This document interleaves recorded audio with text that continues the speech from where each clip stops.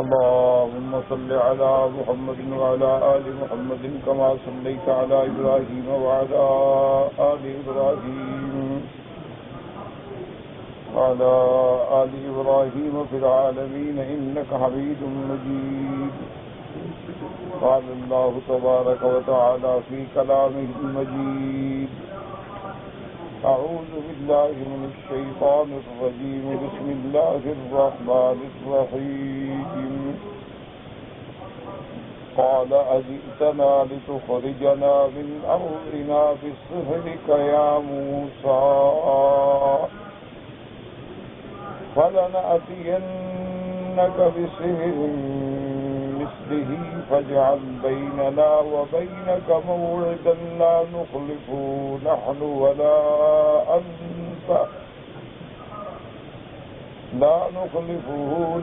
ولا أنت مكانا سوى.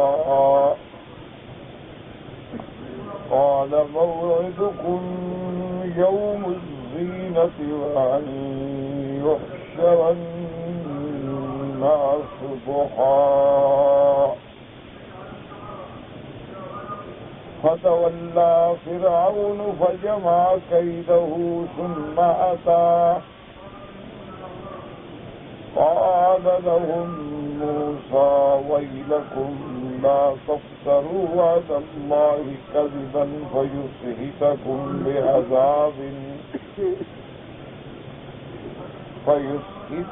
بعذاب وقد خاب من افترى. فتنازعوا أمرهم بينهم وأسروا النجوى. قالوا إن هذان لساحران يريدان أن يخرجاكم من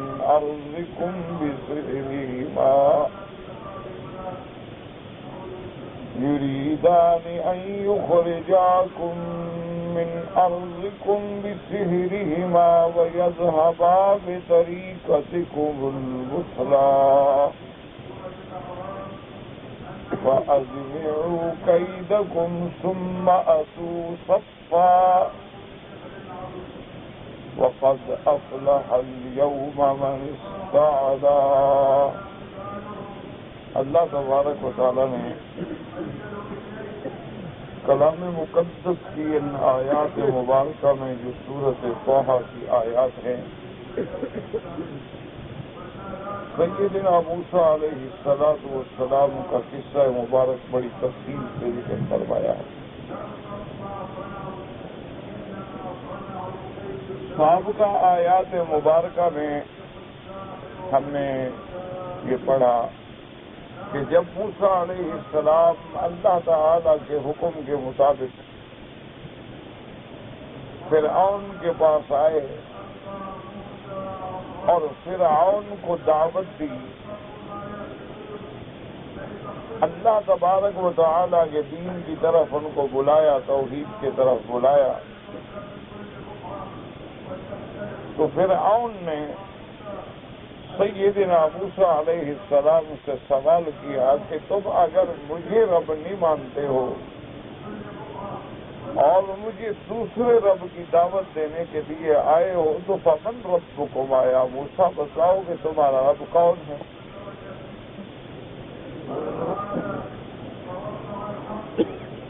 سیدنا موسیٰ علیہ السلام نے فرمایا ربنا الذی اعطی کل شیء خلقہ ثم ہدی. آپ نے فرمایا کہ فرعون میرا رب وہ ہے جس نے ہر چیز کو پیدا کیا اور پھر اس کے مطابق اس کو ہدایت. انسان ہیں، جن ہیں، ملائکہ ہیں، حیوانات ہیں، طیور ہیں، پرندے ہیں، جس چیز کو بھی اللہ نے پیدا کیا پھر اس کو زندگی گزارنے کی صلاحیتیں اور ہدایتیں بھی عطا فرمائیں. فرعون نے پھر دوسری بات پوچھی کہ قال فما بال القرون الاولى. اس نے کہا موسیٰ علیہ السلام اگر یہ بات ہے تو جو قومیں پہلے گزر چکی ہیں جو تمہارے خدا کو نہیں مانتی،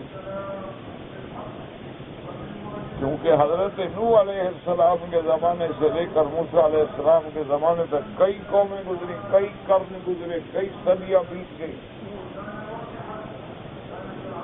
تو ان کے بارے میں تم کیا کہتے ہو؟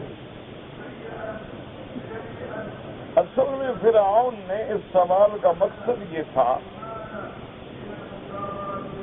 کہ موسیٰ علیہ السلام بڑی یعنی ایسی بات کہے گے کہ جو کافر ہیں ان پر اللہ کا عذاب ہوگا، جو مومن ہیں وہ کامیاب ہوں گے اور جو کافر ہیں وہ ناکام ہوں گے، جو مومن ہیں وہ جنتی ہوں گے اور جو کافر ہیں وہ جہنمی ہوں گے۔ تو بات کہنے کا موقع مجھے مل جائے گا کہ بھائی دیکھو موسیٰ علیہ السلام تو سب کا جو پہلے گزر گیا ان کا بھی مخالف ہے۔ مقصد یہ تھا کہ موسیٰ علیہ السلام کی بات کو کم کرنا، ان کا وزن توڑنا کہ بھائی یہ تو سب کو کہتے ہیں کہ وہ جو اللہ کو نہیں مانتا، جو ہمارے خدا کو نہیں مانتا وہ جہنمی ہے، لیکن اللہ تبارک و تعالی نے موسیٰ علیہ السلام کے سینہ مبارک کو کھول دیا اور آپ نے بڑا جامع ماننے کامل مکمل جواب دیا اور دشمن کو بات کرنے کا موقع بھی نہیں۔ آپ نے جواب میں فرمایا قال علمها عند ربی فی کتاب لا یضل ربی ولا ینسیٰ۔ آپ نے فرمایا کہ تم مجھ سے سب کا لوگوں کی بات پوچھتے ہو، مجھے کیا پتا؟ ان کا معاملہ، ان کی تمام تفصیل جو ہے میرے اللہ کے علم میں ہے، اور میرے رب کی یہ صفت ہے کہ نہ تو وہ چوکتا ہے اور نہ بھولتا ہے۔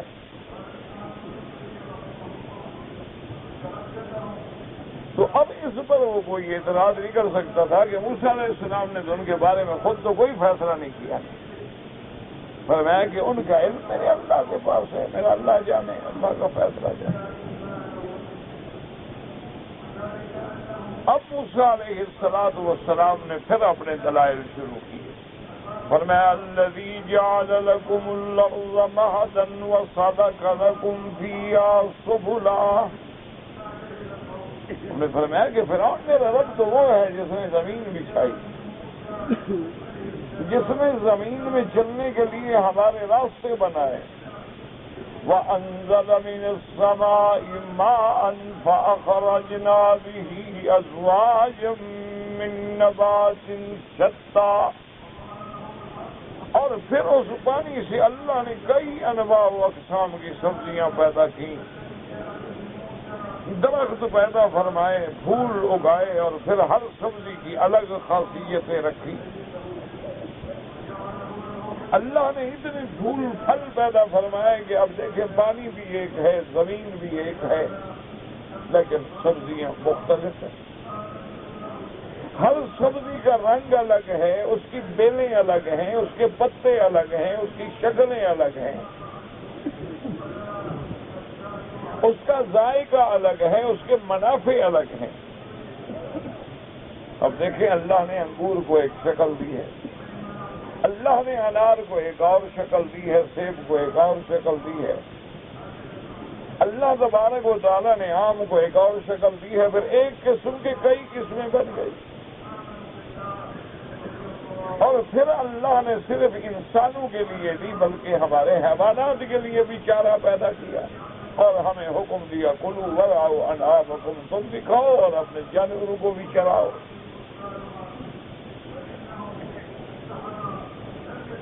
اور آگے حضرت موسیٰ علیہ السلام نے یہ بھی فرما دیا کہ فرعون ان فی ذلک لآیات لأولی النہی، ان سب چیزوں میں نشانیاں ہیں لیکن ان کے لیے جن کے پاس عقل ہے، عقل سلیم ہے۔ ہاں اگر فرعون کی طرح کوئی آدمی عقل سے فارغ ہو، فرعون کی طرح کوئی آدمی اپنے تکبر اور تجبر کے اندر مبتلا ہو تو اس سے حق بات سمجھ نہیں آتی۔ اور اس کے بعد پھر موسیٰ علیہ السلام نے اپنے دلائل کا ذکر فرمایا منہا خلقناکم وفیہا نعیدکم ومنہا نخرجکم تارۃ اخری. موسیٰ علیہ السلام نے فرمایا کہ میرا رب وہ ہے جس نے پیدا کیا ہمیں مٹی سے. تو علماء فرماتے ہیں کہ مٹی سے پیدا کرنے کا معنی یہ ہے کہ جب ہمارا ابا آدم مٹی سے پیدا ہوا تو گویا ہم سب بھی مٹی سے پیدا ہوئے کہ اصل تو پھر مٹی ہوئی، کیونکہ تمام مخلوق کا ابا جو ہے وہ حضرت آدم ہے اور حضرت آدم کو اللہ نے مٹی سے بنایا. لیکن یہ بھی یاد رکھیں کہ مٹی سے بنانے کا معنی یہ نہیں کہ آدم کو صرف مٹی سے بنایا، معنی یہ ہے کہ جزو اعظم مٹی ہے، ورنہ تو اس میں پانی بھی ہے، ہوا بھی ہے، آگ بھی ہے، عناصر اربع بھی ہے.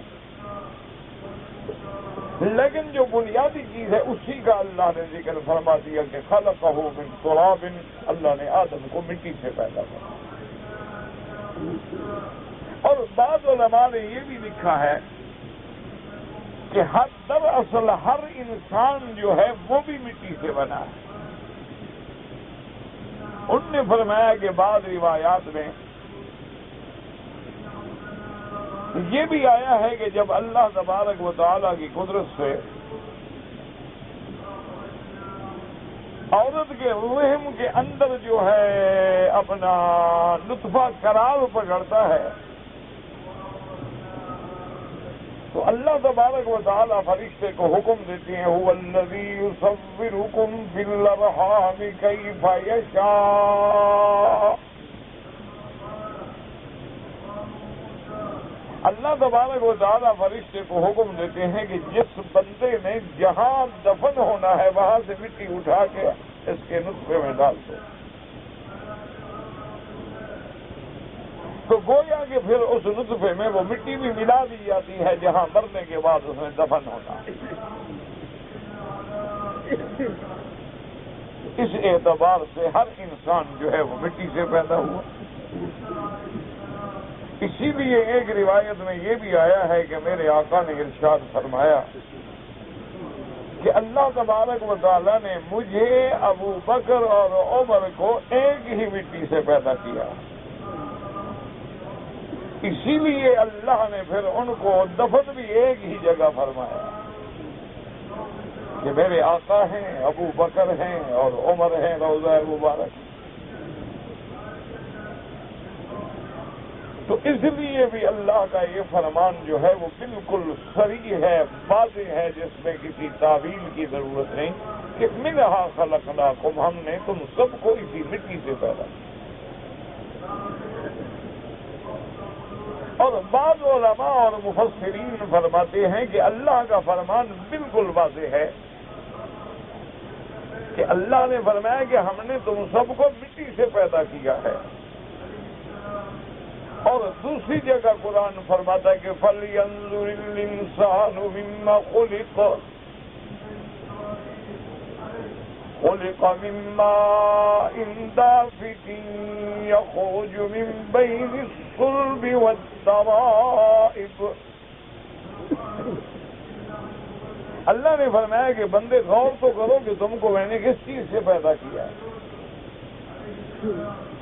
اللہ نے فرمایا کہ تمہیں ہم نے ایک ٹپکتے ہوئے پانی سے جو پشت اور سینے کے درمیان سے نکلتا ہے. بعض مفسرین فرماتے ہیں صلب آبا کہ والد کی پشت سے اور ماں کے سینے سے گرتا ہے.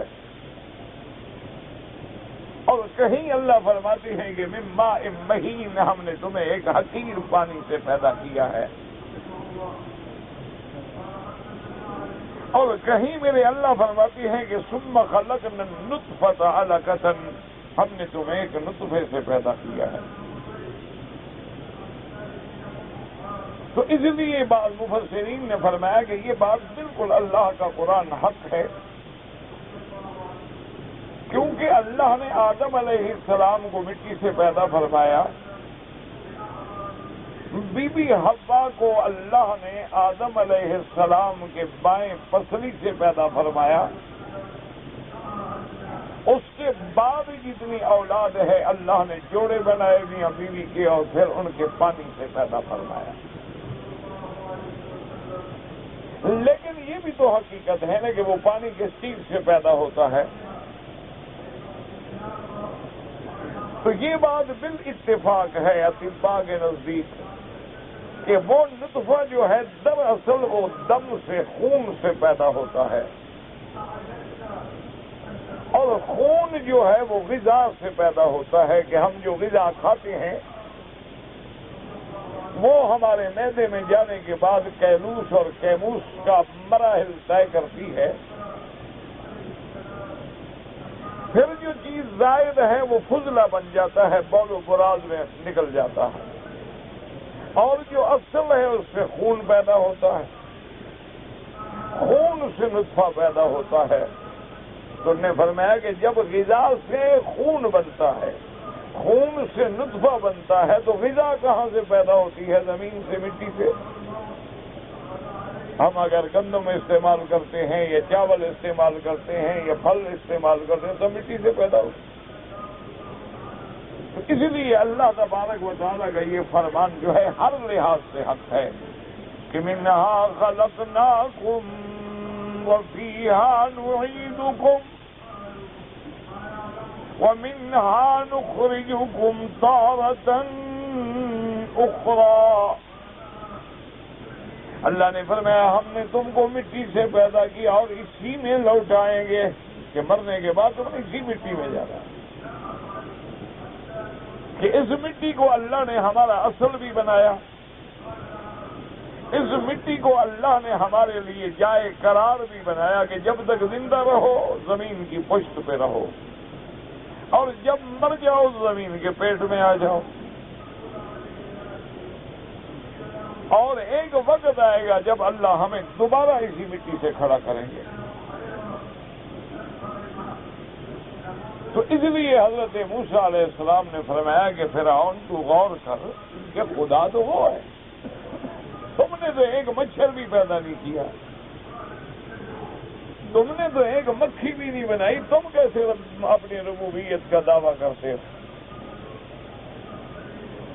اور اگر تمہاری ربوبیت کا معنی سرداری ہے تو تمہیں بھی تو پیدا کرنے والا خدا ہے، اس کو مانو کہ اسی نے تمہیں پیدا کیا ہے، اسی نے تمہیں یہ اشکال عطا فرمائی، اسی کا شان قدرت دیکھو کہ اس پانی سے اللہ نے کیسی کیسی شکلیں بنائی، اور اللہ تبارک و تعالی نے اسی ایک پانی میں سے انسان کو کیسا عظیم کہ لقد خلقنا الانسان فی احسن تقویم۔ اس سے دیکھو کہ اللہ نے ہمیں کیسی آنکھوں کی نعمتوں سے نوازا،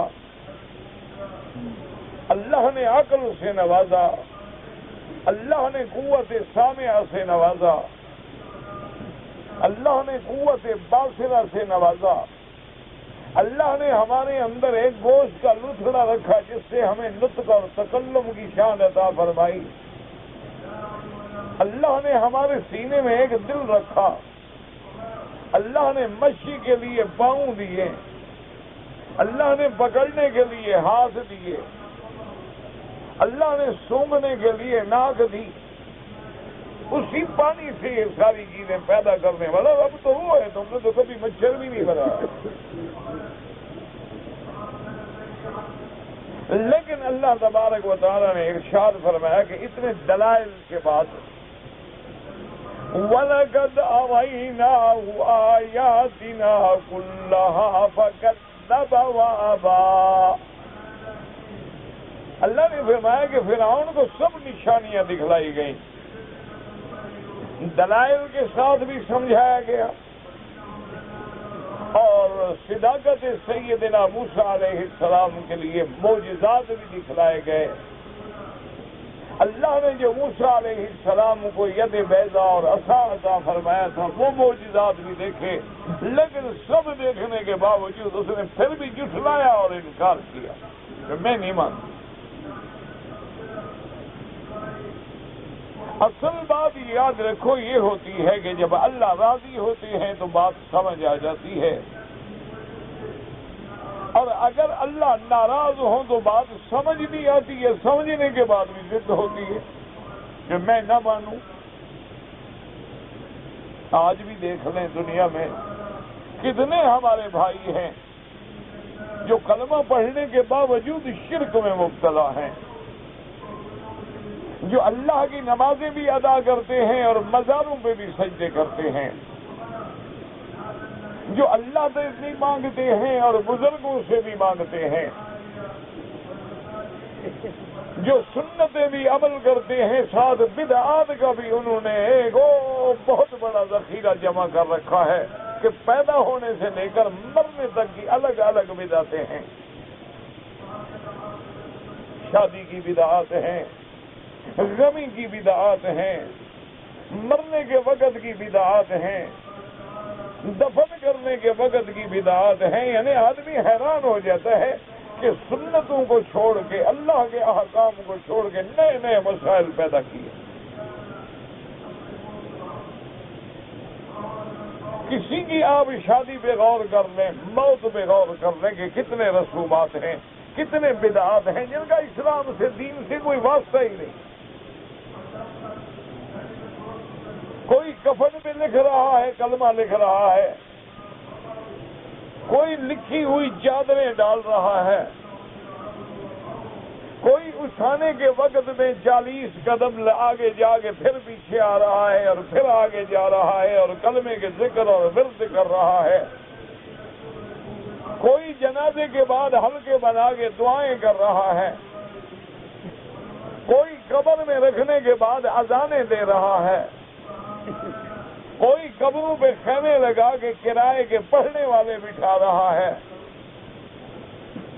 کوئی سوگ منا رہا ہے اور سیاہ کپڑے پہن رہا ہے اور سر پہ مٹی ڈال رہا ہے اور سینوں کو تھپڑوں سے مار رہا ہے، کوئی رونے کے لیے کرائے کی عورتیں اور کرائے کے بندے لا رہا ہے،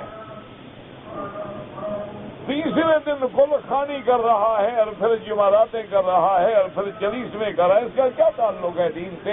کسی آدمی سے ٹھنڈے دل سے، بغیر جھگڑے کے، کوئی بریلوی ہو یا کسی جماعت سے، اس کو بھی کوئی ایک حدیث مبارک ہے کہ جس میں اس طرح کا کام سرکار دو عالم نے، حضرت ابو بکر نے، حضرت عمر، حضرت عثمان، حضرت علی، آل بیت نبی 1,24,000 صحابہ میں سے کسی نے کیا ہو؟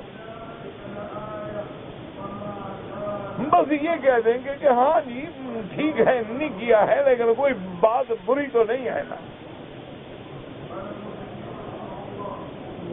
اور بعض لوگ جو ہیں وہ لوگوں کو احمق بناتے ہیں، وہ کہتے ہیں جی اگر حکم نہیں ہے تو منع بھی تو نہیں کیا ہے نا۔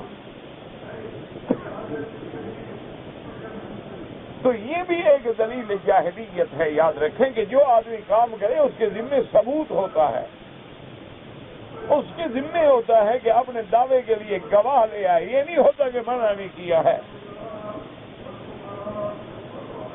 اسی طرح مثلا قرآن مقدس میں تو خنزیر کا ذکر آ گیا، کتے کا ذکر آ گیا، باقی جتنے جانور حرام ہیں اس کا معنی ان کے کھانے سے اللہ نے منع نہیں کیا تو کھاؤ۔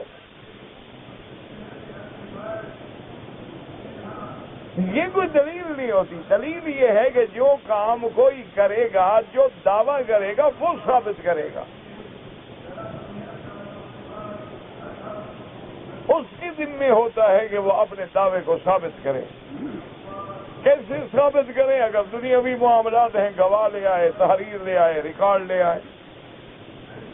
دینی معاملات ہیں تو سب سے بڑی دلیل قرآن ہے اور اس کے بعد سنت محمد مصطفیٰ ہے، اس کے بعد اجماع صحابہ ہے اور اس کے بعد قیاس ہے۔ ان میں سے کوئی حجت لے آئے، کوئی دلیل لے آئے۔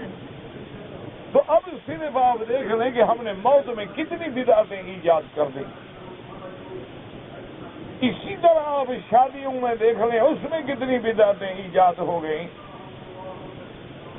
آج کیا ہے جی، کہتے ہیں جی آج تو وہ منگنی کے لیے آئیں گے۔ منگنی بھی ایک رسم ہے، انگوٹھی پہنانا بھی ایک رسم ہے، طے ہو جانے کے بعد مہندی لگوانا بھی ایک رسم ہے، مایوں بٹھلانا بھی ایک رسم ہے، اور اس کے بعد جناب اللہ تبارک و تعالی رحمت فرمائے کہ ہاتھوں میں سرخ دھاگے باندھنا، لوہے کے بیتوں کو ہاتھ میں پکڑوانا، دولہے کو گھوڑے پہ بٹھانا، آگے پیچھے بینڈ باجے بجوانا، یہ کیا ہے؟ یہ دین اسلام ہے یہ۔ لیکن اس کے باوجود ان سے پوچھو تو ماشاءاللہ 5 وقت کے نمازی بھی ہیں، تہجد گزار بھی ہیں، اور کہو کیا او جی خوشی ہے، برادری نہیں مانتی، مولوی صاحب چلو غلط کام ہے، کیا کریں؟ یہی تو اصل میں دین ہوتا ہے نا، کہ ایک صحابی اسلام لائے، اس کی والدہ جو تھی وہ کافرہ تھی، اس نے اپنے بیٹے کو کہا کہ تم دین اسلام کو چھوڑ دو، اس نے کہا کہ نہیں میں نہیں چھوڑوں۔ آخر اس کی والدہ نے جب انکار سے تنگ آ گئی تو اس نے بھوک ہڑتال کر دی، اس نے کہا دیکھو جب تک تم دین اسلام کو اور رحمت دو عالم سے تعلق کو نہیں چھوڑو گے، میں نہ کھاؤں گی نہ پیوں گی، مر جاؤں گی لیکن میں کھانا نہیں کھاؤں گی۔ اب برادری ہے، قوم ہے، سب آ رہے ہیں، کہہ رہے ہیں بابا تمہاری ماں ہے مر جائے گی غریب۔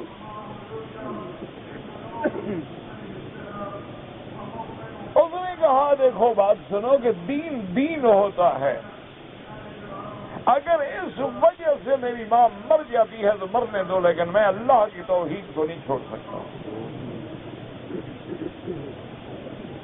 تو یہی تو موقع ہوتا ہے کہ شادی کا موقع ہو، غمی کا موقع ہو، یہی تو تیرے ایمان اسلام اور اتباع سنت کا موقع ہوتا ہے کہ تم ڈٹ جاؤ گے یہ سنت ہے اس پہ عمل ہوگا،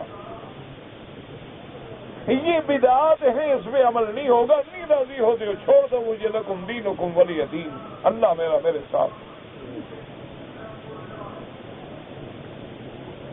اصحاب رسول جو دنیا میں انقلاب لائے ہیں، اگر وہ بھی ہر بات مانتے جاتے، جیسے آج کل رواج ہوتا ہے جی آدمی کو وسیع القلب ہونا چاہیے، بڑا دل ہونا چاہیے، مولوی صاحبان کو بڑا فراخ دل ہونا چاہیے۔ دیکھو نا جوان آدمی ہے اگر داڑھی مڈاتا ہے تو مولوی صاحب کیوں پیچھے پڑ جاتے ہیں؟ اور جی دیکھو نا جوان آدمی ہے اگر سگریٹ پیتا ہے، سگار پیتا ہے، اور جی یہی تو دن ہوتے ہیں نا جوانی کے کھیلنے کے، انجوائے کر رہا ہے بیچارہ، کلب جاتا ہے، انٹرنیٹ پہ بیٹھتا ہے، ڈش پہ بیٹھ کے فلمیں شلمیں دیکھو جی جب بڑا ہوگا سب ٹھیک ہو جائے گا۔ مولوی صاحب تم تو پیچھے پڑ گئے ہو۔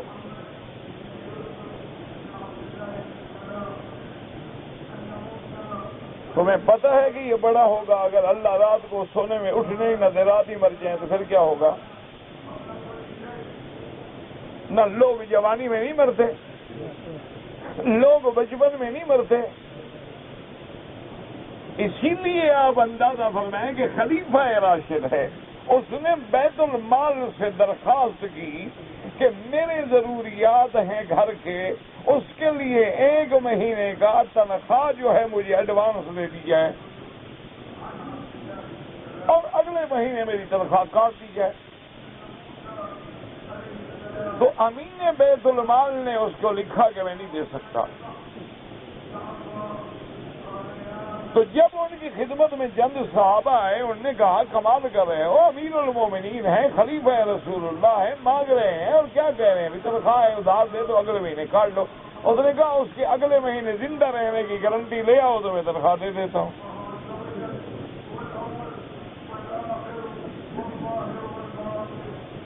تو تم کیسی گارنٹی دے رہے ہو کہ بڑا ہوگا تو ٹھیک ہو جائے گا؟ اسی لیے ہمارے گھروں میں اسلام نہ آ سکا کہ گھر والوں نے بدعات کی، انہوں نے کہا چھوڑو جی بچے ہیں، بچیاں ہیں، نوجوان ہیں، کھیلنے کودنے کے دن ہیں۔ بچوں نے بسنت منائی، انہوں نے کہا مولوی صاحب سال میں ایک ہی تو خوشی آتی ہے نا، آپ لوگ تو ہمیں کو خوشی کرنے ہی نہیں دیتے نا۔ وہاں کوئی میلہ لگا، اس پہ کوئی مجرے ہوئے گانے والے، انہوں نے کہا حضرت یہ خوشیوں کے میلے ہوتے ہیں، ٹھیلے ہوتے ہیں، ہم بھی جانتے ہیں غلط ہے، لیکن کوئی نہیں، خوشی کی بات۔ اسی لیے دین جو ہے وہ ملغوبہ بن گیا، اس میں کچھ ہندوؤں کی عادات آ گئی، کچھ سکھوں کی عادات آ گئی، کچھ یہودیوں کی عادات آ گئی، کچھ نصارہ کی عادات آ گئی۔ اسی لیے آپ دیکھیں گے بنو اسرائیل نے کتنے معجزے دیے، موسیٰ علیہ السلام کا قصہ آپ پڑھ رہے ہیں، لیکن وہ قوم کہتی ہے کہ جی ہمیں بھی ایک چھوٹا سا خدا بنا دو، یعنی اندر سے شرک نہیں نکلا۔ تو ہمارے مسلمانوں میں بھی لاکھ دفعہ کلمہ پڑھیں گے، لا الہ الا اللہ کی ضربیں لگائیں گے، شام کو جا کے سجدہ قبر پہ کریں گے، وہ شرک نہیں نکلا۔ اسی طرح جیسے ان میں نافرمانی آ گئی تھی کہ موسیٰ علیہ السلام نے فرمایا خدا کے بندے جہاد کریں گے، نہیں جی نہیں آپ جائیں، ہم تو نہیں جاتے۔ تو اس لیے ہمارے اندر بھی کچھ عقائد میں، کچھ عادات میں یہودیوں کی باتیں آئیں، اعمال میں اور اشکال میں ہمارے ہاں نصارہ کی باتیں آ گئی۔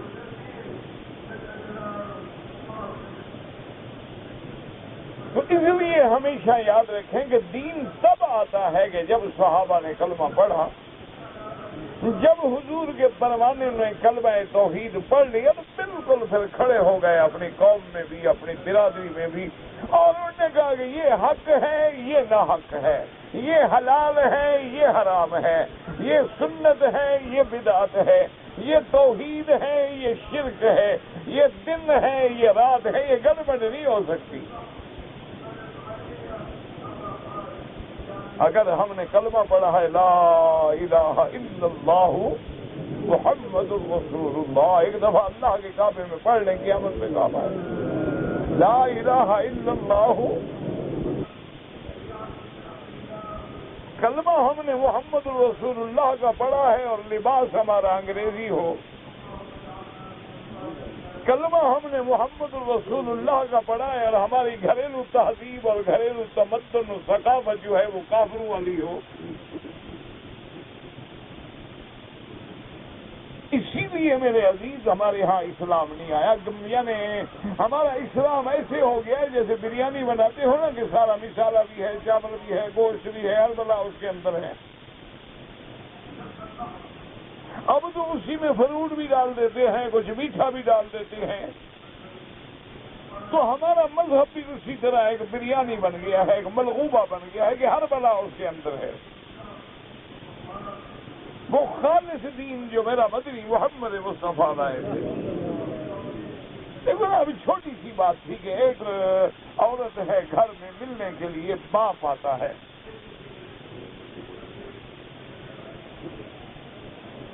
اور مدتوں کے بعد، یہ بھی نہیں کہ مہینے میں نہیں، سالوں کے بعد ابو سفیان آتا ہے، اور باپ بھی کون ہے؟ سردار ہے مکے کا، حاکم ہے مکے کا۔ بی بی ام حبیبہ اس کی بیٹی ہے، زوجہ محمد مصطفیٰ ہے صلی اللہ علیہ وسلم، اس کے گھر میں آتا ہے تو جو حضور کا بستر تھا، جو آپ کے لیے ایک سادہ سا ٹاٹ ہوتا تھا، اس کو جلدی جلدی بی بی نے لپیٹ کے ادھر رکھ دیا۔ ابو سفیان نے پوچھا کہ یہ تم نے کپڑا کیوں ہٹا دیا ہے؟ شاید میرے قابل نہیں ہے، عام کپڑا ہے، کوئی اور اچھا ڈالنا چاہتی ہو۔ اس نے کہا نہیں ابو سفیان یہ بات نہیں، ھذا فراش رسول اللہ ہے، یہ میرے مدنی محمد مصطفیٰ کا فراش ہے، اور وہ اللہ کا نبی ہے، اور تم کافر ہو کے پلید ہو کیسے محمد کے فراش میں بیٹھ سکتے ہو؟ یہ ہے دین محمد مصطفیٰ۔ ابو سفیان حیران ہو کے کھڑا ہے، کہتے کہ اچھا تمہارا اخلاق بھی بدل گیا ہے، تم میری بیٹی ہو، کیسی باتیں کہہ رہے؟ ابو سفیان زیادہ بات نہ کریں، ابھی میں جا کے حضور سے پوچھتی ہوں، اگر حضور نے مجھے اجازت دی تو میرے گھر میں بیٹھ سکتے ہو، پانی پی سکتے ہو، کھانا کھا سکتے ہو، اگر حضور نے اجازت نبی باپ ہونا الگ بات ہے، مجھے اللہ کا رسول پیارا ہے۔ حضور کی خدمت میں آئے، حضور نے فرمایا سلی ابا کہ میں حبیبہ کیا کر رہی ہے، تمہارا باپ ہے، اس کی خدمت کرو، عزت کرو، کہا میں نے تو کیا ہو گیا؟ یعنی یہ اسلام تھا۔ اگر یہی اسلام تم آج بھی اپنے گھروں میں نافذ کر دو، بیٹا ہے، بیوی ہے، بہن ہے، بیٹی ہے، نماز نہیں پڑھتی کو میرا کوئی تعلق نہیں، السلام علیکم۔ اگر وہ بے دینی کا کوئی کام کر دے، ہم دیکھو میرے گھر میں رہنا ہے، میری بیٹی ہو، میں کماؤں، میں کھلاؤں، اور بات تم کافروں کی مانو تو پھر ٹھیک ہے، وہ انگریزوں والا اصول رکھو کہ 18 سال کا جب بیٹا بیٹی ہو جائے اس کو کہا ٹھیک ہے نکل جاؤ، اپنا کماؤ، اپنا کھاؤ، عیش کرو۔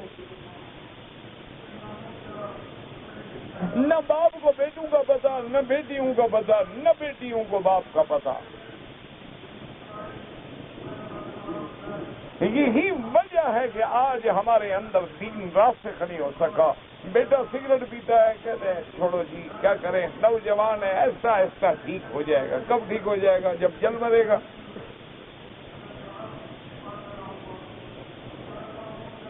اسی لیے علماء نے لکھا ہے کہ اگر اپنے بچوں کو بچانا چاہتے ہو تو 4 سال کی عمر سے تربیت دینا شروع کرو۔ 4 سال سے اس کے سامنے کوئی بری حرکت نہ کرو، برا کام نہ کرو، گندی حرکتیں نہ کرو، گندا کام نہ کرو، ورنہ جو تم خود میں گود میں بٹھا کے فلم دکھاؤ گے تو پھر بڑا ہو کے بیٹا انشاءاللہ اکثر ہی بنے گا، عالم تو نہیں بنتا۔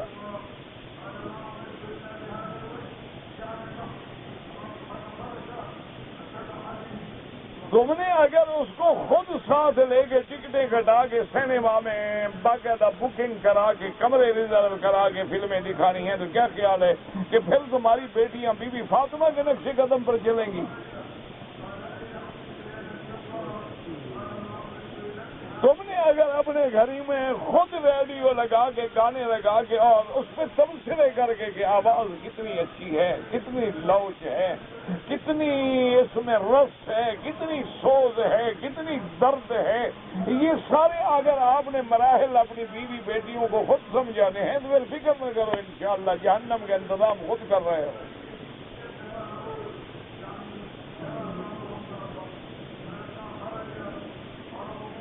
وہ بھی تو لوگ تھے نا جو قسم کھا کے کہتے تھے کہ ہم نے اپنے بیٹے کو بغیر وضو کر کے کبھی دودھ نہیں پلایا، پھر بیٹے بھی عبد القادر بنے اور بیٹا بھی امام بخاری بنا اور بیٹا بھی امام ابو حنیفہ پیدا ہوا۔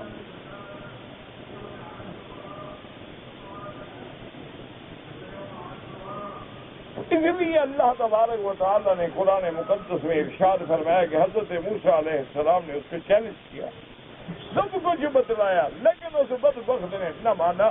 جیسے تمہارے سامنے سارا قرآن ہے، ساری حدیث رسول ہے، لیکن نہیں ماننا۔ دیکھو ٹھنڈے دل سے چھوڑ دیں اس بات کو کہ کہنے والا مولوی مکی ہے، کہنے والا کون ہے، چھوڑیں، ہم آپ سے زیادہ گناہگار ہیں، لیکن اللہ کے کعبے میں ہو، باوضو ہو، ایک نماز پڑھ چکے ہو اور ایک نماز پڑھنی ہے انشاءاللہ۔ تم سارے یہ ایمان سے بدلاؤ کہ کوئی ایک بندہ یہ ایسا ہے جو جانتا ہو کہ ہمارے نبی پاک نے داڑھی نہیں رکھی۔ حضور کی داڑھی تھی؟ ہاں جی۔ اور آپ کو حضور محبوب ہے تو محبوب کی شکل کیوں نہیں بناتے ہو؟ محبوب کیسے ہیں؟ شکل تو تم نے مبغوض لوگوں کی بنائی ہوئی ہے،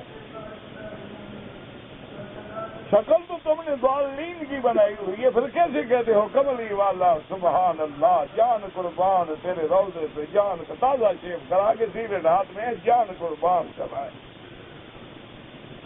اللہ کو دھوکہ دے رہے ہو، نبی کو دھوکہ دے رہے ہو۔ 15 شعبان کی عمریں تو بہت کرتے ہو، لیکن کبھی پابندی سے نماز کا بھی خیال کیا ہے؟ ایک بات یاد رکھو، ساری رات ایک ٹانگ پہ کھڑے ہو کے تہجد پڑھو اور فجر کی نماز چھوڑ دو تو بالکل اللہ کی لعنت آئے گی، فائدہ کوئی نہیں ہوگا۔ اس سے کروڑ درجہ بہتر ہے کہ تم عشاء کی نماز بھی جماعت سے پڑھو اور فجر بھی جماعت سے پڑھو، جاؤ سو جاؤ، کوئی نفل نہ پڑھو لیکن دونوں نمازیں جماعت سے پڑھو، وہ کروڑ درجہ زیادہ بہتر ہے اور زیادہ ثواب ہے۔ اسی لیے میرے آقا کی حدیث مبارک ہے، آپ نے فرمایا کہ لیلۃ القدر میں اگر کوئی بندہ جماعت سے نماز پڑھتا ہے رات کی بھی اور صبح کی، پھر میں آخر حسن وافرن، بابا بہت بڑا حصہ لے گیا ثواب کا، کہ مغرب بھی اس نے پڑھی جماعت سے، عشاء بھی پڑھی جماعت سے، تراویح بھی پڑھی جماعت سے، پھر سو گیا مزے سے، پھر صبح کو اٹھ کے نماز پڑھی ہے، پھر میں آخر حسن وافرن، وہ تو بہت بہت بڑا حصہ لے گیا۔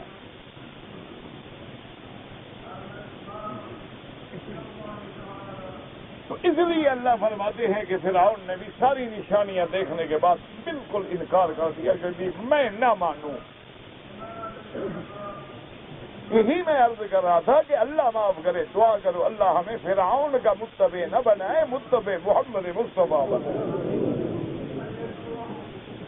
کہ سارے دلائل ہیں، اس سے بڑی کوئی دلیل ہے ایمان سے کہیں کہ ہم جب اپنے کسی بزرگ کی مزار پہ کھڑے ہوتے ہیں، حضرت علی حجویری کا مزار ہو، پیران پیر کا مزار ہو، بہاؤالدین زکریا کا مزار ہو، فرید شکر گنج کا مزار ہو، نظام الدین اولیاء کا مزار ہو، سلیم چشتی کا مزار ہو، رحمت اللہ علیہم اجمعین، ایمان سے کہیں کون عقل کا مارا ہے، کون عقل کا اندھا ہے؟ ابھی جو ہمارے سامنے مٹی میں سو گئے، جن کے اوپر منو مٹی ہے، وہ اس کو نہیں ہٹا سکتے، ہماری مشکل کیسے حل کریں گے؟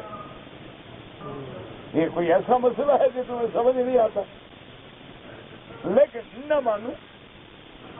کون بندہ ہے جو یہ نہیں جانتا کہ بھائی ان کو دفن ہم نے کیا ہے، روزے ہم نے بنائے ہیں، غلاف ہم ڈالتے ہیں، منتیں ہم مانتے ہیں، چڑھاوے ہم چڑھاتے ہیں، لیکن ہم پھر کہتے ہیں جی ہماری مشکل حل کر دو، میرا بچہ نہیں ہے، مجھے مرشد بچہ دے دو۔ بچوں کی فیکٹری ہے مرشد کے پاس۔ کتنے مرشد ہیں جن کو اللہ نے خود اولاد نہیں دی؟ اب دیکھیں نا، آپ نے سنا ہے، میں نے بھی سنا ہے، دیکھا تو میں نے بھی نہیں، حضرت تھانوی کتنے بڑے عالم تھے، کتنا بڑا محقق آدمی تھا، لیکن اولاد نہیں تھی۔ حضرت حاجی صاحب رحمت اللہ علیہ کی بیعت تھے، تو حضرت حاجی صاحب جو ہیں جب پنکھا آہستہ داڑھی کی طرح نہ پنکھا لاؤ نا، جو ہے داڑھی کو ایک دم جھٹکا دے دیا، پنکھے میں جھٹکا نہ دو۔ حال اللہ تبارک و تعالیٰ رحمت فرمائے، حضرت حاجی صاحب جب تشریف لے گئے تو اس دور میں جو بوڑھے بزرگ تھے، ان کے ملنے والے تھے، سب نے حضرت سے کہا کہ حضرت دعا کریں اللہ ان کو اولاد دے۔ آپ نے فرمایا بھائی اللہ کی رضا پہ راضی رہو،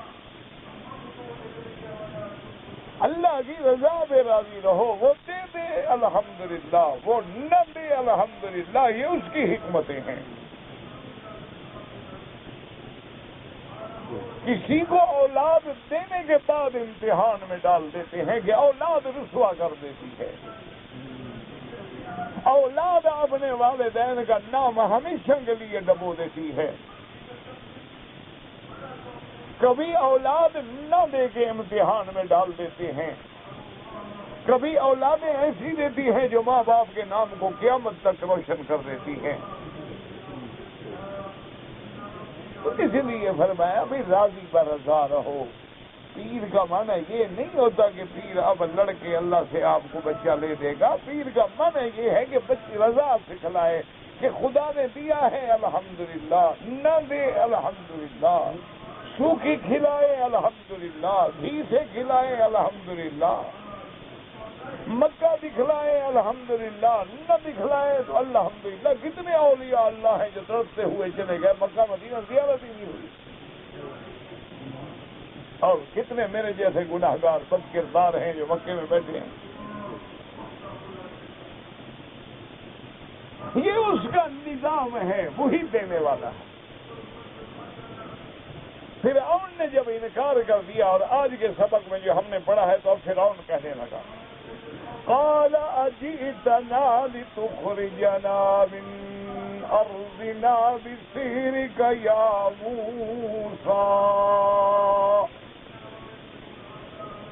کیونکہ موسیٰ علیہ السلام نے لکڑی ڈالی نا، وہ شام بن گیا، ہاتھ نکالا تو روشن ہو گیا، اس لیے اس نے بہانہ بنایا اور بات کی، اور کہنے لگا کہ موسیٰ علیہ السلام، ہاں معلوم ہوتا ہے تم دونوں بھائی اس لیے آئے ہو کہ اپنے جادو کے زور سے ہمیں ہمارے ملک سے نکالنا چاہتے ہو۔ یہ بات کیوں کی؟ کیونکہ فرعون تھا تو سیاسی آدمی نا، کہ لوگوں کو سمجھا بابا تمہیں ملک سے نکال دے گا، تمہاری حکومت چھین لے گا، تمہاری کرسی چھین لے گا، تاکہ یہ میرے ساتھ رہیں، اس کے مخالف رہیں، ورنہ اب دو آدمی کیسے نکال دیں گے؟ بھی تمہارے پاس فوج ہے، تمہارے پاس طاقت ہے۔ موسیٰ علیہ السلام اور ہارون علیہ السلام تو اکیلے دو بھائی ہیں، اس لیے اپنی قوم کو ایک تو یہ دھوکہ دیا کہ جب جاؤ یہ تمہیں تمہارے ملک سے نکالنے آئے۔ ملک ہر کسی کو پیارا ہوتا ہے، وطن ہر کسی کو پیارا ہوتا ہے، وطن کی مٹی ہر کسی کو پیاری ہوتی ہے، تاکہ اس طرح یہ میرے ساتھ رہیں، ان کی توجہ ادھر نہ ہو۔ اور دوسرا یہ بتا بھی سحر کا بھی یہ جو اس نے دکھایا معجزہ نہیں، یہ جادو ہے بھائی، یہ جو ہے جادو ہے، یہ لکڑی کا سام بن جانا، یہ ہاتھ روشن ہو جانا، یہ معجزہ نہیں ہے، نبی نہیں ہے، نعوذ باللہ جادوگر ہے۔ اسی لیے کہا قال اجئتنا لتخرجنا من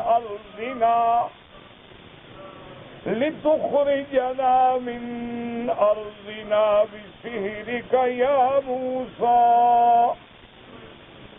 فلنأتينك بسحر مثله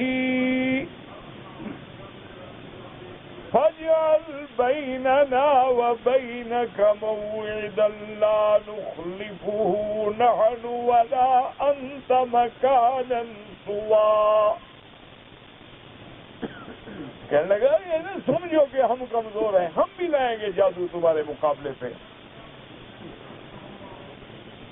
اس طرح موسیٰ علیہ السلام ایسے کرو کہ کوئی دن مقرر کرو، وقت مقرر کرو، لیکن پکا وعدہ کرو، نہ ہم اس کے خلاف کریں نہ تم اس کا خلاف کرو۔ کوئی ایسی جگہ ہو جو بڑی واضح ہو، بادرے کا میدان کھلا ہوا سوا، اور بادرے کا ایسی جگہ ہو جہاں سے ہر آدمی آسانی سے پہنچ سکے، سب کے لیے برابر ہو۔ کیا مانا؟ مشرق کی طرف سے لوگ جو ہیں ان کے لیے بھی برابر، مغرب سے جو آئے ان کے لیے بھی برابر، شمال سے جو آئے ان کے لیے بھی برابر، تاکہ سب کے لیے سفر برابر ہو۔ بادری کا نہیں، میدان جو ہے بالکل چٹیل اور واضح۔ موسیٰ علیہ السلام نے جواب دیا اور بڑا جامع فرمایا قال موعدکم یوم الزینۃ وان یحشر الناس ضحی۔ موسیٰ علیہ السلام نے فرمایا کہ بالکل ٹھیک ہے، تم نے اچھی بات کی ہے۔ اچھا پروگرام ہمارا یہ ہو گیا، یوم الزینت جو عید کا دن ہے، ان کے ہاں ایک عید ہوتی تھی، جب عید ہوتی ہو، خوشی ہوتی ہے، تو سب بچے بڑے بوڑھے کپڑے پہن کے خوشیاں مناتے تھے۔ تو موسیٰ علیہ السلام نے وہ عید کا دن تجویز کیا کہ سب بڑے بھی ہوں گے چھوٹے بھی ہوں گے، جتنا بڑا اجتماع ہوگا اتنی لوگوں کو میری بات جلدی پہنچ جائے گی۔ اب بعض مفسرین نے لکھا ہے کہ یوم الزینت سے مراد یہ ہے کہ وہ عید نوروز مناتے تھے، وہی یوم الزینت تھا۔ بعض علماء نے لکھا ہے کہ یوم الزینت سے مراد یوم عاشورہ تھا، یعنی 10 محرم کا دن تھا، وہ اس کا باقاعدہ عید مناتے تھے۔ بعض علماء نے لکھا کہ یوم الزینت سے مراد یوم السبت ہے کہ ان کی چھٹی کا دن تھا۔ بہرحال کچھ بھی ہو، یعنی ان کے اجتماع کا دن تھا۔ اور موسیٰ علیہ السلام نے یہ بھی فرما دیا کہ صرف عید کا دن نہیں، وَأَن يُحْشَرَ النَّاسُ ضُحًى، اور جمع ہونے کا وقت کیا ہوگا؟ ضحیٰ۔ ضحیٰ کہتے ہیں یعنی دن کا پہلا حصہ، جب عین سورج آ جاتا ہے 8، 9، 10 بجے، کیونکہ اگر بالکل صبح کا وقت رکھا جائے ہو سکتا ہے لوگ آ نہ سکیں، اور اگر شام کا وقت رکھا جائے لوٹنا مشکل ہو جائے لوگوں کے لیے، یا اندھیرا ہو جائے تو حقیقت واضح نہ ہو سکے۔ اس لیے موسیٰ علیہ السلام نے فرمایا دن بھی عید کا ہو اور وقت بھی عین چاشت کا ہو تاکہ ہر چیز لوگوں کے سامنے واضح ہو جائے. اس دن مناظرے میں حقیقت جو ہے وہ کھل جائے کہ جادو کس کو کہتے ہیں اور اللہ کا نبی اور معجزہ کیا ہوتا ہے. اللہ تبارک و تعالیٰ آپ کو بھی اور مجھے بھی حق اور باطل میں فرق کرنے کی توفیق عطا فرمائے اور حق پہ چلنے کی توفیق عطا فرمائے.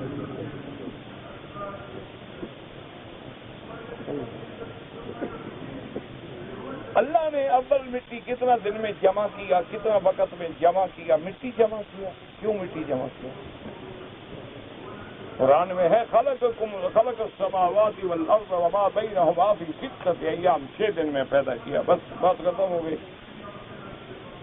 میرا چھوٹا بھائی فوت ہو گیا ہے, اللہ مغفرت فرمائے.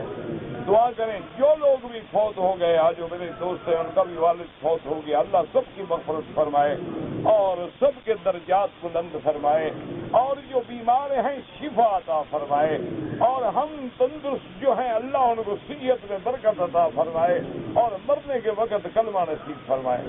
زمزم ہو یا پانی ہو یا کھانا, بیٹھ کے پینا بیٹھ کے کھانا سنت ہے. زمزم کے لیے صرف یہ رعایت ہے کہ اگر کوئی کھڑے ہوئے پی لے تو گناہ نہیں ہوگا کہ حضور نے کنویں پہ کھڑے ہو کے بھی پیا ہے. یہ مانا نہیں کہ جب زمزم آئے کھڑے ہو جاؤ, یہ بے وقوفی کی بات ہوتی ہے. کہتے جی امام ابو حنیفہ رحمۃ اللہ علیہ کے نزدیک فرض نماز کے بعد دعا مانگنی چاہیے. امام صاحب کے سب کے نزدیک مانگنی چاہیے.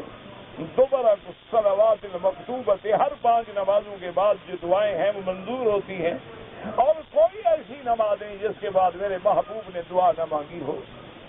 ہر نماز کے بعد حضور دعا مانگتے تھے. فرق اتنا ہے کہ ہاتھ اٹھائے جائیں یا نہ اٹھائے جائیں, فرق دعا تو حضور نے کبھی نہیں چھوڑی. صفوں کے درمیان میں ایک صف کے برابر فاصلہ, زیادہ فاصلہ نہیں ہونا چاہیے. کہتے جی ہمارے یہاں شب برات میں حلوہ روٹی تقسیم کرتے ہیں, چلو غریبوں کو کچھ مل جاتا ہے, بخیلوں سے نکل جاتا ہے, ورنہ سنت کوئی نہیں. پتہ نہیں یہ سنت میں آخر وہ حلوہ کیوں یاد رہا. حضور پاک کی دندان مبارک شہید کرانے والی سنت یاد نہیں رہی. حضور صلی اللہ علیہ وسلم کا فاقہ کر کے پیٹ مبارک میں پتھر باندھنے والی سنت یاد نہیں رہی. حضور صلی اللہ علیہ وسلم کا تکلیفیں برداشت کرنے والی سنت بھی یاد نہیں رہی. سنت صرف یہی کھانے پینے والی تمہیں یاد رہ گئی.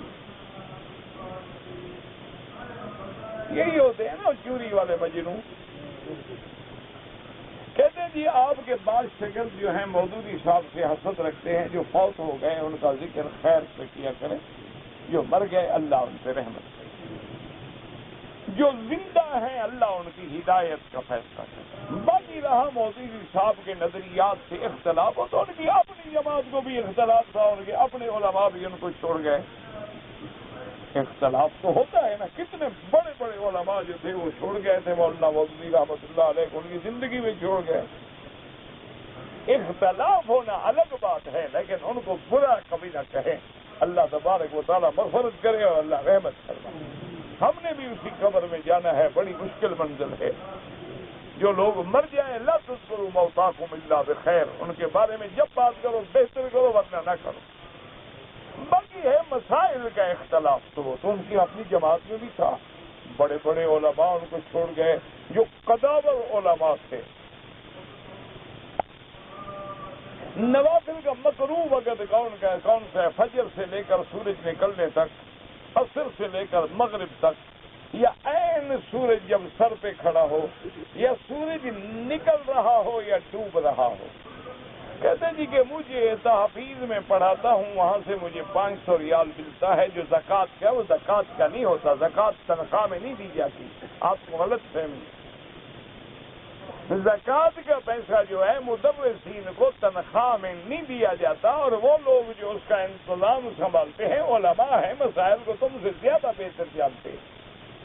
اگر بفرض محال تمہیں تسلی ہے کہ وہ زکوٰۃ ہے اور تم زکوٰۃ کے مستحق نہیں ہو, لے کے غریبوں کو دے دو, کوئی مشکل نہیں. سیرت کا معنی حضور کا طریقہ. مسلک امام ابو حنیفہ میں جمعہ کے دن کتنی رکعتیں ہیں؟ پہلے 4، پھر 2 فرض 6، بعد میں 4 سنتیں۔ اگر ایک آدمی 4 رکعت سنت پڑھ رہا ہے تو چوتھی رکعت میں ہر رکعت میں فاتحہ بھی پڑھے گا، سورت بھی پڑھے گا۔ کہتے جی عورت کا نامہ اعمال لکھنے والے فرشتے ہوتے ہیں، نہیں، ان کا تم لکھتے ہو۔ ہمارا کام یہی ہے نا، عورتوں کا فکر رہا ہے ہر وقت۔ کرامن کاتبین یعلمون ما تفعلون۔ بی بی مریم کے پاس فرشتہ آیا تھا، عورت آئی تھی، جبریل آیا تھا، کون آیا تھا؟ اگر تم قرآن پڑھتے تو میرا مغز تو نہ کھاتے ہیں۔ فرشتہ معصوم ہوتا ہے، اس کے لیے مرد ہو عورت ہو، کیا ہے، وہ تو معصوم ہے، وہ تو پاک ہے۔ میری والدہ بیمار ہیں، اللہ ہر بیمار کو شفا دے۔ نماز کے بعد سجدہ کرنا، نماز کے بعد تو کوئی سجدہ نہیں ہوتا، سجدہ وہی ہے جو نماز میں کیا جاتا ہے۔ حضرت مہدی علیہ السلام اور عیسیٰ علیہ السلام ایک شخصیت ہے؟ بالکل نہیں، 2 شخصیتیں ہیں۔ حضرت مہدی تو مصلی پہ کھڑے ہوں گے جب عیسیٰ اتریں گے۔ عمرہ کرتے ہوئے طواف کے پہلے 3 چکروں میں کندھا نکالنا سنت ہے اور رمل کرنا سنت ہے، بعد میں نہیں۔ کہتے جی کہ آپ مہربانی کر کے جمعہ کے دن یا ویسے بھی مغرب کی نماز کے بعد جلدی آیا کریں تاکہ ہم کچھ اور 4 باتیں سن سکیں۔ دعا کرو اللہ عمل کی توفیق دے۔ اگر آدمی کو عمل کی توفیق مل جائے تو پھر ایک بات بھی کافی ہے، ورنہ پھر ساری زندگی سنتے رہو بس۔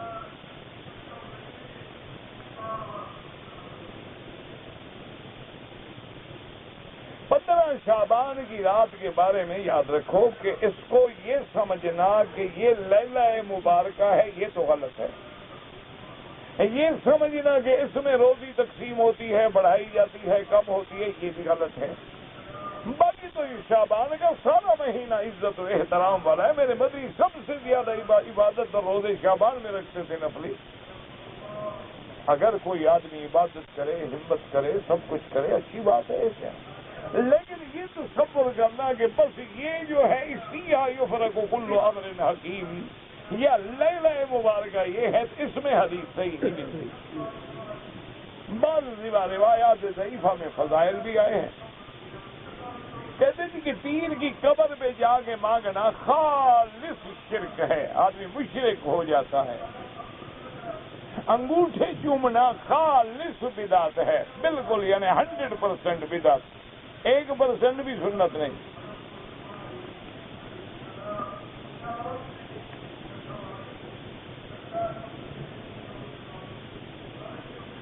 ایک آدمی امام ابو حنیفہ کی طریقے پہ ہے، امام کے پیچھے خالی جو تیسری یا چوتھی رکعت میں فاتحہ پڑھے نہیں، کیونکہ حدیث ہے کہ من کان لہ امام فقراءۃ الامام لہ قراءۃ، کہ جس کا امام ہے امام کا پڑھنا جو ہے وہ مقتدی کا پڑھنا ہے۔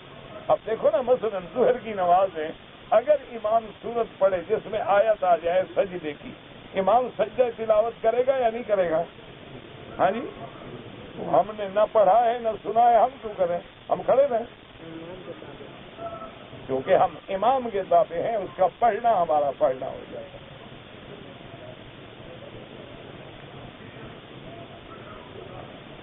کشمیر میں جو لوگ لڑ رہے ہیں جہاد ہے، بالکل، کیا جہاد کیا ہوتا ہے؟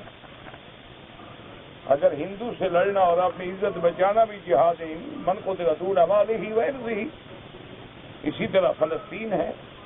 باقی مسلمانوں سے نہ لڑو۔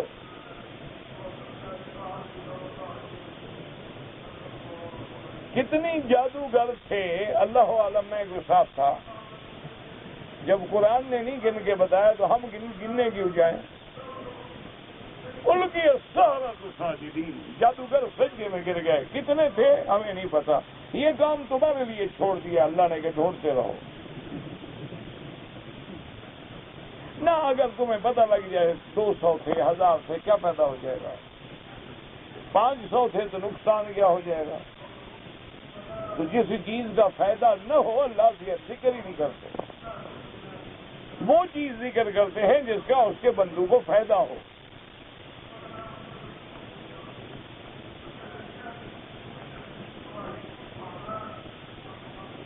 کہتے ہیں کہ چھوٹے بچوں کے جنازے کا ہمیں پتہ نہیں چلتا، امام تو پڑھتا ہے نا، ہماری نیت امام کے پیچھے ہے، باقی جو دعا ہے اس میں سب کچھ ہے، صغیر ہے نا و کبیر ہے نا، بڑے بھی چھوٹے بھی، نہ چلے پتہ۔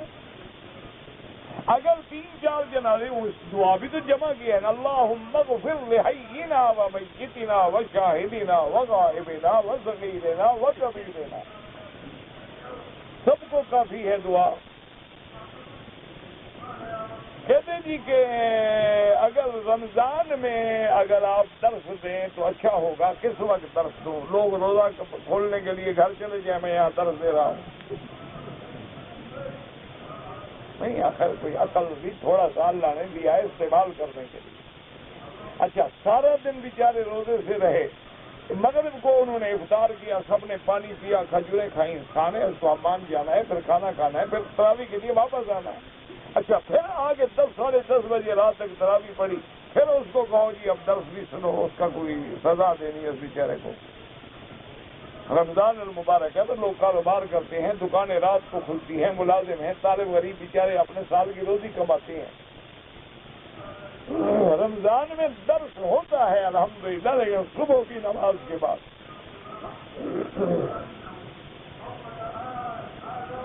اگر کوئی نوجوان بیوہ عورت کوئی نکاح نہ کرے گناہگار ہے، کوئی لڑکی نکاح نہ کرے گناہگار ہے، ہاں رشتہ نہ ملے اللہ کی مرضی۔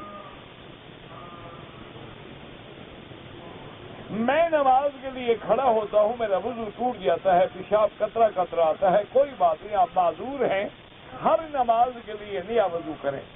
مثلا مغرب کو آپ نے وضو کیا، یہی وضو اب عشاء تک کافی ہے، طواف بھی کرتے رہو، نماز بھی پڑھتے رہو، نفلیں بھی پڑھتے رہو، اندر بھی اب جب جاؤ عشاء کو نیا وضو کرو، اس طرح بدل لیا یا اسی جگہ کو دھو لیا۔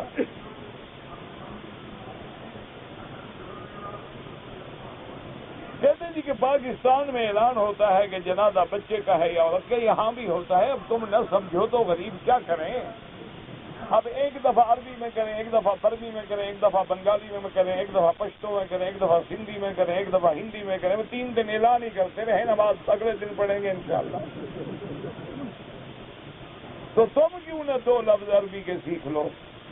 پاکستان سے آیا کام کے لیے، جدے میں ٹھہرا 1 مہینہ، اس کے بعد پھر کمپنی ہمیں مکہ لے آئی، کوئی بات نہیں، آپ پر کوئی جرمانہ نہیں۔